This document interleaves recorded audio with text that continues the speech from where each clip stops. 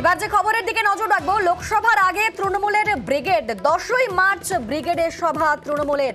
আমাদের সঙ্গে রয়েছেন প্রতিনিধি আবির। আবির বিস্তারিত বলবে। আবির, কি খবর পাচ্ছি?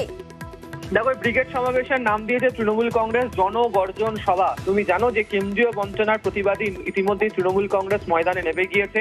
দু দফায় মমতা বন্দ্যোপাধ্যায় তিনি রেড রোডে তিনি ধর্ণাবস্থান কর্মসূচি পালন করেছেন। অভিষেক বন্দ্যোপাধ্যায় তিনি দিল্লিতে গিয়ে আন্দোলন করে এসেছেন। এবার হচ্ছে লোকসভা নির্বাচনের আগে ব্রিগেড সমাবেশ ডাক দিল তৃণমূল কংগ্রেস। 10ই মার্চ এই ব্রিগেড সমাবেশ হবে এবং সেই ব্রিগেড সমাবেশে ডাক দেওয়া হয়েছে কেন্দ্রীয় বঞ্চনার প্রতিবাদ করে।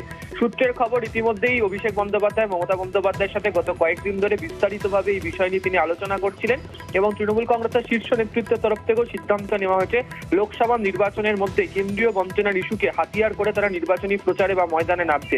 সে কারণেই হচ্ছে ব্রিগেড সমাবেশের ডাক দেওয়া হলো।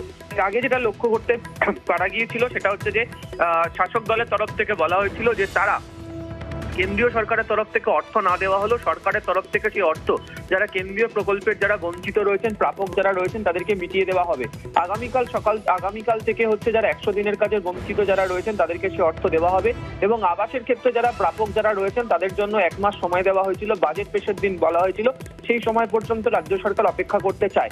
এরই মধ্যে ব্রিগেড সমাবেশের ডাক দেওয়া রাজনৈতিকভাবে অত্যন্ত তাৎপর্যপূর্ণ। আমরা জানি যখনই কোনো রাজনৈতিক দল তারা বৃহত্তর সমাবেশের ডাক দেয়, বিশেষ করে ব্রিগেডের মতো সমাবেশের ডাক দেয়, সেটাকে কেন্দ্র করে তারা নির্বাচনী প্রচারের ক্ষেত্রে মস্ত বড় ভূমিকা গ্রহণ করে।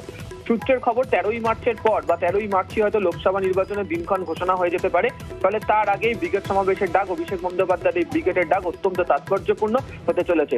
ফলে সব মিলিয়ে কেন্দ্রীয় ইস্যুতে পুরোপুরিভাবে লোকসভা নির্বাচনে হাতিয়ার করে তৃণমূল কংগ্রেস এগোতে চায় এবং সেই কারণেই ব্রিগেড সমাবেশের ডাক দিল তৃণমূল কংগ্রেস, যা 10ই মার্চ জনগর্জন সভা এই যে পোস্টার বা ব্যানারে তারা পালন করতে চলেছে। বেশ, ধন্যবাদ আবির।